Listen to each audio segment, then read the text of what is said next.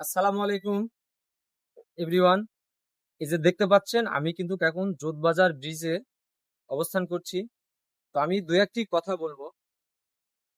আমরা যারা এই সোশ্যাল মিডিয়ার ফেসবুকে আমরা যারা কন্টেন্ট তৈরি করি, আমাদের মধ্যে এমন একটা বন্ধুত্ব সুলভ আচরণ হতে হবে, যেটা আমরা হচ্ছে যতগুলো এই প্ল্যাটফর্মে কাজ করি সবাই কিন্তু এক এবং একযোগে কিন্তু আমাদের কাজ করতে হবে।